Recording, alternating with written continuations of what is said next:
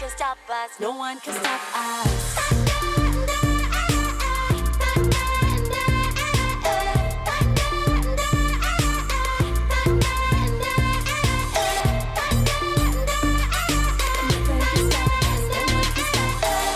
Ucita Pohan, gimana ya, dia tuh fake banget sih, enggak deng. Ucita Pohan itu adalah teman gue yang memiliki perputaran otak dengan sangat cepat. Begitu dia melihat suatu situasi, dia langsung bisa bikin headline dan langsung bisa menimpali, Bu. Makanya dia jadi MC, makanya dia jadi radio broadcaster. Let's be friends with 90.4 Cosmopolitan FM, personal station for modern women. Kegiatan aku sehari-hari itu siaran, tapi nggak setiap hari sih sebenarnya siaran. Ya kebanyakan adalah siaran, nge-MC, terus udah gitu meluangkan waktu untuk nulis blog. Di tengah-tengahnya ada olahraga, dan di tengah-tengahnya lagi ada jalan-jalan, nonton. Banyak sih sebenarnya yang bisa dilakukan dalam satu hari. Pertama kali mendapatkan pekerjaan sebagai penyiar itu di tahun 2008. Aku baru lulus kuliah. Terus udah gitu pada saat itu aku dengar ada sebuah stasiun radio favorit aku buka lowongan. Akhirnya aku ngelamar, ternyata diterima. Banyak hal yang terjadi selama 7 tahun lebih ya. Salah satunya adalah bisa nginterview Imogen Heap mungkin. Terus udah gitu dipercaya untuk punya show sendiri, talk show sendiri, itu juga menyenangkan. Dan yang paling menyenangkan adalah sebenarnya ketika aku ketemu sama orang random gitu di jalan, terus dia bilang, Ucita ya, gue tuh dengerin siaran lo loh. Itu seneng banget rasanya, oh my god.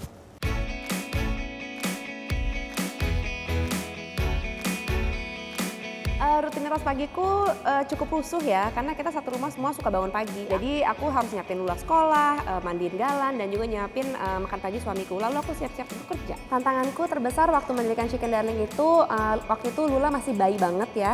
Dan aku masih juggling antara ngurus Lula dan menjalankan bisnisku. Jadi dari proses desain itu kita masuk ke concepting. Dari concepting kita juga ada trial and error, yang namanya produksi kan nggak langsung bagus ya. Begitu aku pede, kita baru berani jual ke publik. Steak Hotel by Holy Cow itu pertama kali banget buka 2010 di Radio Dalam. Itu kayak di emperan gitu, pinggir jalan, jadi bener-bener minimalis banget deh, kayak warung gitu. Pertama kali deg-degan, soalnya kan tadinya kan gue kan udah punya kerjaan yang settle gitu kan di perusahaan besar gitu. Nah waktu itu ya udah jalanin aja. Gitu. Kalau buat aku keluarga tetap nomor 1, jadi bisnis itu nomor 2. Jadi mau gimana pun aku pasti akan duluin keluarga, suami dan anak-anak terutama. Yuhu! Nah, gue tuh udah nelfon lo dari tadi nggak diangkat. Tadi gue lagi ngomong sama orang gue terus Cok, gue lapar banget. lumayan. Boleh nggak sih makan? Boleh lah, kenapa nggak boleh sih? Makan banget. lah. Gue juga belum makan kok. Aku tuh nungguin Pesen yang aja. lain. Pesen aja lah, udah. Kemarin baru aja makan. Ya itu ada berapa cabang sih? Sekarang kalau Holy Cow ada 13, insya Allah nanti sebelum puasa nih nambah 2 lagi. Gue nggak ngerti lo gimana caranya Iya ya. emang udah planningnya gitu, tiap tahun harus ada buka baru sih, emang udah plannya. Cuman berapanya tuh biasanya diatur. Ya kan, tapi kan Cotton Ink juga mulai dari kecil banget. Ya jadi gue tuh berdua sama Ria kan, berdua doang gitu awalnya. Terus kayak pengiriman tuh gue yang ngerjain sendiri. Terus habis itu gue kayak satu-satu gue namain, biar nggak salah, gue labelin, gue tulis tangan, di zaman masih tulis tangan. Gue tuh benar kayak emang start dari zero juga gitu. Jadi kayak Iyalah I banget. feel you. Iya ya. Tos, sister, tos. Iya. Sisterhood. Sisterhood. Habis siaran, aku langsung menuju Steak Hotel by Holy Cow yang ada di Gandaria City untuk ketemuan sama ibu-ibu hot yang lain. Bu Ibu! Ada. Hai. Aku langsung kesini. Makan, udah makan belum? Udah mulai makan, tadi kan aku minta tunggu. Makan yuk. Gue juga lapar banget sih, belum sarapan. Gila sih, gue gak ngebayangin lo kalian bawa anak, terus tetap harus bisa fokus ngerjain PR kerjaan lo tuh kan ribet ya? Kalau gue waktu anak gue 1, gue masih bisa handle semua sendiri. Gue nggak perlu bawa masih bisa. begitu 2 gue kayak tolong aku tolong saya Tangan tolong saya cuma mama. 2 Tuhan gitu. Tangan cuma 2 Kalau makanya nantinya gue udah punya suami punya anak gitu ya, nggak tahu sih gue akrobatnya kayak gimana. Maksudnya sekarang aja gue yang kalau siaran kan jadwalnya udah jelas ya, gue maksudnya setiap hari apa jam berapa gitu kan. Maksud gue kalau misalnya udah punya anak tuh kan lo tadinya udah nyiapin jadwal kan bisa berubah.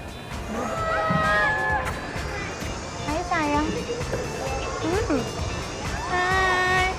kita mau pindah aja nggak ke situ yuk.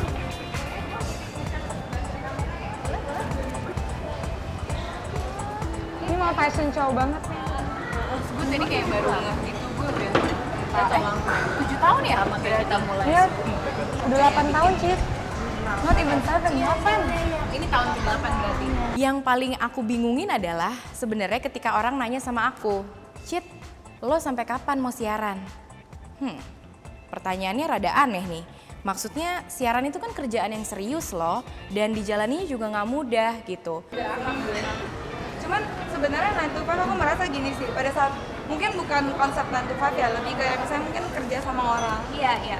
Kayak kamu belajar ya? iya, belajar banget loh kayak how to respect people, how to work with other people. Gimana caranya kerja sama juga sih. Terus aku merasa aku men-challenge diri aku untuk belajar terus, berkembang terus as a human, as a person. Aku semakin lama ya semakin tahu lebih banyak gitu. Jadi itu yang bikin aku mungkin stay untuk bekerja karena aku merasa ya aku berkembang terus. Pas lagi lulus, mana sih kok kepikiran kerja di pabrik gitu, ngerti gak sih kayak like seriously pabrik gitu, ngomongnya gitu. Itu kerasa banget sih, soalnya kan Karlin juga kayak langsung lihat big picture gitu kan di pabrik, dia lihat semua the whole thing kan dari awal sampai akhir gitu. Jadi begitu dia masuk ngerjain catering juga gue kerasanya kalau gue tipenya gue nggak pernah kerja di company atau apapun segala macam, memang dari awal gue emang kayak lebih yang kayak emang jam kerjanya tuh yang kayak cuma iya yang fleksibel kayak gitu. Pelajaran yang paling banyak gue peroleh dari Karlin ketika dia bekerja 9 to 5 sih sebenarnya adalah lebih ke kayak sistem kantor lah gitu, manajemen juga, terus udah kayak gitu kayak hierarki gitu-gitu sih, itu yang paling banyak gue peroleh sih. Ternyata sebelumnya di mana sih? Gue di TV. Mulai dari PA sampai ke line producer, sampai producer. Gotong-gotong kabel. Iya, gotong-gotong kabel. Tapi akhirnya gue gak nyesel sih karena 10 tahun gue kerja jadi produser di industri TV itu, dia itu membuat gue punya foundation untuk gue mulai bisnis gitu kan. Iya. Sekarang kita harus Kita ada di bawah. Betul. Lo tau nggak gue dulu pernah kerja di mana? Di mana? Kerja di PH juga kan, ya itu gue jadi tukang angkat kabel, disuruh-suruh dimarahin director, disuruh mayungin director, asem banget nggak sih? Asli. Lagi panas, payungin dong. Kurang ajar. Gue begini tau gak? Gue gak dapet payungnya. Terus permintaannya suka gak masuk akal kan kadang-kadang ya kayak gitu. Pokoknya kita butuh pot putih 5. Hah? Pot putih kayak gimana mas? Ya gak tau, lu cari aja sendiri. Kayak di belakang, gue cari pot, gue ngecari sendiri putih, terus gue bawa ke depan. Lah, gue mau nyuruh siapa? Orang gue udah jongosnya. Jadi aku ngerti banget sih yang dia ceritain itu ya, struggle dia. Kita nenteng-nenteng kabel, kita disuruh-suruh, kita harus bikin kopi gitu, sampai akhirnya kita harus gimana caranya pokoknya menghadirkan orang yang sebenarnya susah banget untuk hadir di hari itu. Tapi ya, I did it. Girls, gue cabut ya. Bye. See you. That's it. Bye. Salam dari Lula, cariin Lula. Tuh, cariin Lula. Anak-anakmu ngomong. Dadah, see you. Perut udah kenyang, saatnya ngomongin bisnis. Asik nggak? Jadi aku, Karlin, dan Ria berangkat menuju kantornya Cotton Ink untuk ngomongin kolaborasi. Sudah lama aku tidak ke Cotton Ink. Awalnya sih memang gue sama Ria tuh iseng-iseng doang sih dan gak kepikiran bakal sampai sekarang. Nanti fotoin ya, OOTD. Yuk. Wow. Kita bikin vlog yuk. Ada juga ya? Tinggal aja ya. Ya, di lagi. Mbak, ini mau Cotton Ink Team. Aku jadi Cotton Ink Team karena aku boleh masuk. Ini baru pertama kalinya gue ke atas nih. Pada serius-serius amat.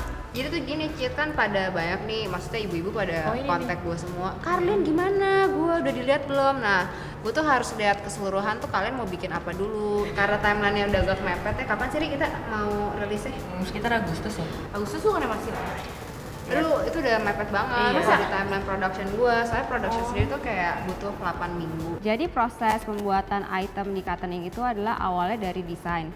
Setelah desain di-approve, kemudian kita akan maju ke dalam proses pembuatan sampel. Kemudian setelah sampel itu disetujui dan tidak ada revisi, kita akan memproduksi dalam jumlah banyak, kita akan potret dan melakukan campaign marketing dan kemudian baju tersebut akan masuk ke dalam toko. Gue nih udah bawain buat lu juga bahan-bahan. Oh, bahan. Iya, jadi lihat sih cuman nggak jelas. itu kayak start awal dari apa desain itu tuh dari bahan. Perasaan aku pertama kali diajak kolaborasi sama Cotton Ink, sama Ria, sama Karlin itu happy banget gitu. Karena ini adalah sesuatu yang kita suka ya, ibu-ibu hot gitu secara keseluruhan. Ber-16 tuh kan sangat memperhatikan atau suka tertarik dengan fashion. Wah ini sih bener-bener sih ide yang brilian banget. Kemarin kan gue sempat bilang tuh kayak mau putih semua. Cuma akhirnya setelah gue pikir kok 16 baju putih semua kayak agak ini ya terlalu biasa gitu. Kan nanti kan pas lagi masuk di website kan lo kan akan melihat bermacam-macam baju kan. Jadi akhirnya gue pikir daripada putih semua, akhirnya kayak mendingan monokrom aja. Makanya Maksud early gue tuh, approval kayak gini-gini iya, kemarin itu kita penting itu banget. penting banget. Soalnya kan maksudnya banyak ibu-ibu yang kayak, duh nanti Mau ganti warna. Oke deh. Emang menarik sih, maksud gue personal brandnya jadi lebih apa ya? Ya meningkatkan awareness aja kali ya. Karena ini ntar kan produknya kan jadinya nama kita masing-masing. Betul Iya sekali. gitu sih. Iya sih, Cid. Jadi yang penting, Cid, ciptakan peluangmu, Cid. Headline. Pesan 2 bos Cotton Ink untuk ibu-ibu hot. Ciptakan peluang. Boleh. Oke, approve. Langsung Udah ya, langsung oke ya gue yang ini. Gue yang ini pokoknya. Unicorn. Oke. Diganti. Tanduknya glitter. Oh my god, dia banyak maunya ya. Ada orang pengaruh. Udah aja deh. Kenapa aku milih unicorn? Menurut aku hidup itu udah banyak banget perintilan yang bikin kita pusing, stres, ribet. Jadi nggak usah terlalu serius-serius amat lah. Udah kan bisa kan? Pokoknya gambarnya kayak gitu unicornnya. Yes. Oke. Kalau gitu aku udah tenang sekarang, aku mau ke bawah, terus langsung cabut ya. Menurut aku mengejar passion itu penting banget.